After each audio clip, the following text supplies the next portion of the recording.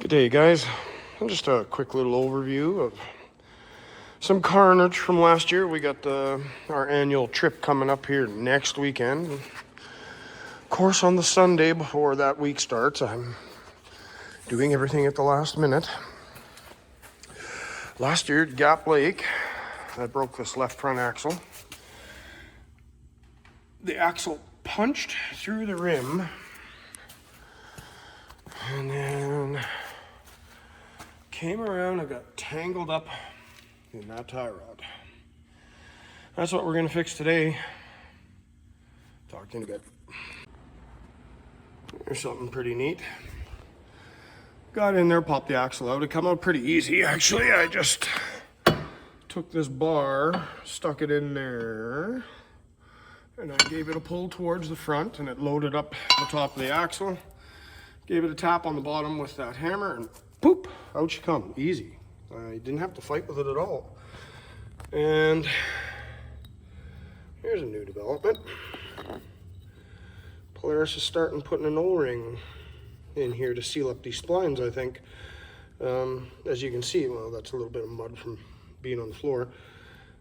But there's no mud in behind this snap ring. That's huge. That's what you fight with the most when you got a stock axle, is this stupid mud gets in these splines. It gets in behind the snap ring. The snap ring can't collapse back on itself. Moving right along, we got this thing apart. Got the remnants of the old axle out. Got the old inner tie rod end off the rack. Wasn't too bad, just a big crescent wrench was all it took. Lots of Loctite in there. So she fought me all the way. Took some Nipex to her and finished spinning her out. Got the new tie rod over on the bench here. If you're ever in this scenario, guys, make sure you order that nut.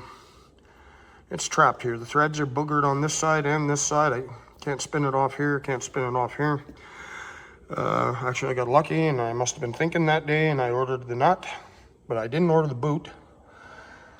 So I had to cut the tie rod, the old grinder, and swap the boot over. I've taken some measurements. I've even counted the threads in here and confirmed 6 threads from the bottom of that shank is where this guy was. And the measurements worked out about the same. 14 inches from tip to stern. Got a new tie rod end. You know, this outer tie rod end is probably fine. She took some pretty good hit from the CB axle though. I'll throw this on the spare parts shelf. I'm not going to throw it in the garbage. I don't see any cracks or anything in there, but yeah. I'll keep her for a spare part and we'll start reassembling here. Well, here's a little surprise to me. The wheel bearings are in actually pretty poor condition. I greased these shortly after I got the machine, but it's now got about 1,300 kilometers on it. Should have done it a little more. Maybe should have used better grease. In all honesty, I probably just using whatever grease I had in the grease can at the time. But yeah, if you want to pop these apart, when you go to pull the hub out of here, just caulk the hub a little bit and this race will come out.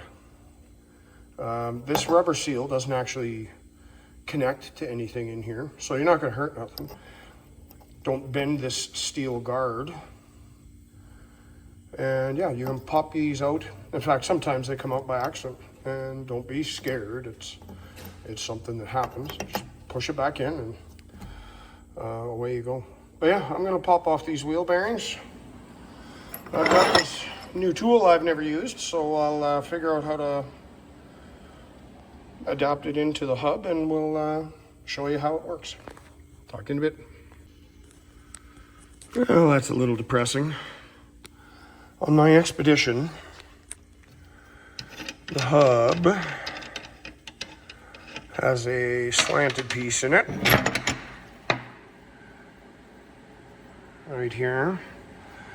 It won't let this collar sit straight for pushing the bearing in and out. I might have to take her over to the other shop and throw her in the press and do her the old-fashioned way. But at least this pusher and puller fits in here nice. Yeah, I bought that when I had a Razor. And apparently it ain't gonna work on the Xpedition. I've been finding that with a couple of things, so learning as I go. Well, it wasn't a total loss. Didn't really want to drive over to the old shop and go into the press. I kind of little butt hurt that this didn't work in that new steering knuckle from the Polaris Xpedition. So you know what I did is I just put it in the right way and took the old hammer to her, and like 3 good hits and that bearing came out. So yeah, this tool isn't a total loss. Going in, we'll find out. I'll show you what happens when we get there. I gotta clean some parts and get ready.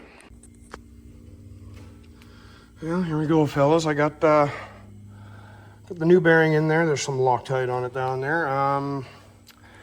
This looks like it should work for pushing a bearing in.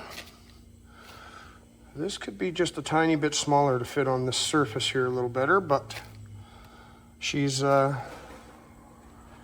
rigged in. I'll zap her up here. I'm working one-handed. I don't have a tripod with me, so I'll zap her up here and I'll let you know how it went.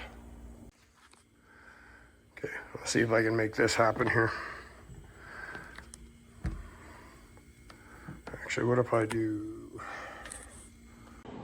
Yeah, I think I found a way to make this work without a tripod. Hopefully the camera doesn't fall over.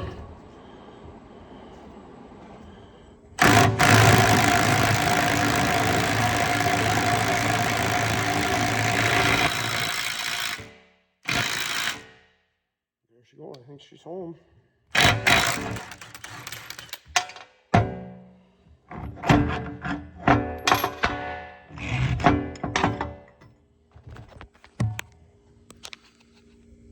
You don't want to look at my mugs. Let's see if we can flip this back around. She's in. You can see the snap ring surface in there.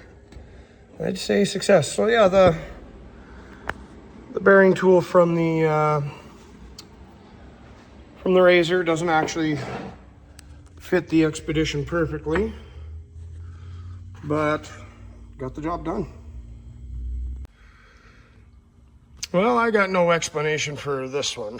I know that the other tie rod bent when the axle shaft got caught in the rim and punched a hole in the rim, then the axle came around and bent the tie rod.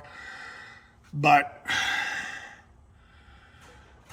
this tie rod's bent too.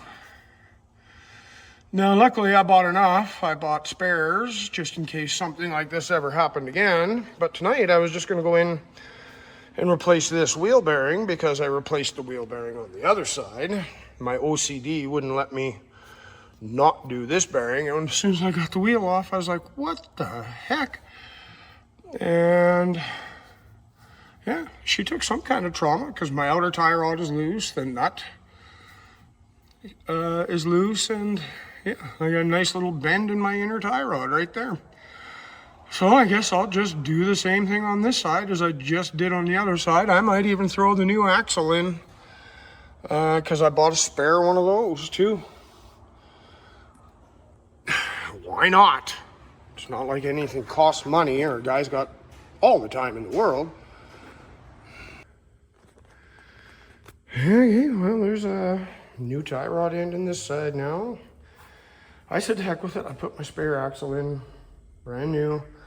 I don't know what happened here. It's probably 2 separate instances where I bent the 2 inner tie rods. I kind of doubt I did them both in the same axle breaking because I broke that left side axle. It went through the rim and then it come around and bent the tie rod. So you wouldn't think that that would transfer over to this side. But I did break that axle pretty hard. I may have done something to weaken that one. And I may have some, you know, I hope my front diff is okay. We're gonna find out here pretty soon. If not, I got a couple of things here. Sandcraft Racing. I got a front drive shaft from them, or prop shaft I got to put in. I also got, which box is it in? This is a spare wheel bearing for the back. I think this is the box, yeah. I got a front differential bulletproof kit. So I'm hoping to be able to fix whatever might be wrong. If I've got something wrong in that front diff. Yeah.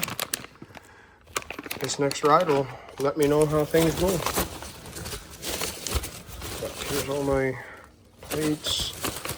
I think there's an extra Sprague carrier. There's that magnetic engagement thing. Yeah, and there's the new Sprague carrier. That's what worries me the most. You break an axle, you break it hard enough, you break that plastic Sprague carrier that's in these front diffs. And hey, four-wheel drive starts kicking in and out. The light comes on for no good reason. Sometimes it'll kick in, sometimes it won't. That's what you've done, is you've broken that Sprague carrier, and it's letting those magnetic washers move around. And she's a good fix, fellas. So if you've broken an axle and you got sporadic four-wheel drive operation after that, talk to John at Sandcraft Racing and he'll get you fixed up. Well, she's back together. All the big broken stuff is done anyway. The axles, tie rods, all that stuff's back together. While it was in town here, I had it over at a welding shop. I had that cross member straightened underneath that was touching the drive shaft. While the welder was in there, I had him build a big gusset for it. I'll put a picture up here.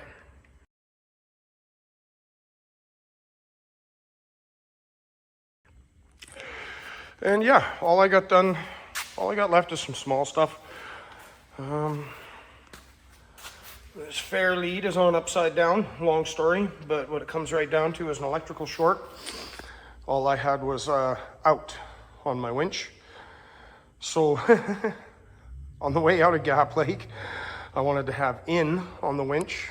So I spooled the winch backwards so that when I hit the button, the winch would winch in, and then we used freewheel to take the winch out. However, Kevin got to thinking, and I had disconnected the wires that go to that magnetic switch that's in there. And once the wires were disconnected, everything started working correctly. I had out and in again. So explain that one to me, folks. During that ride, we'd also pulled up for a snack break. The winch was running. The switch wasn't stuck inside the cab. And my hook was pulled off. So that was the beginning of the problems. And I had to take the winch switch apart to get the thing to stop turning. But yeah, she's together. Again, a couple more things. I want to throw a belt in her, do an oil change, fix up that winch on the front end. I thought I had bought a new latch for that glove box, but I can't find it. Look around, but again, just some small stuff. She's drivable. Talk to you in a bit.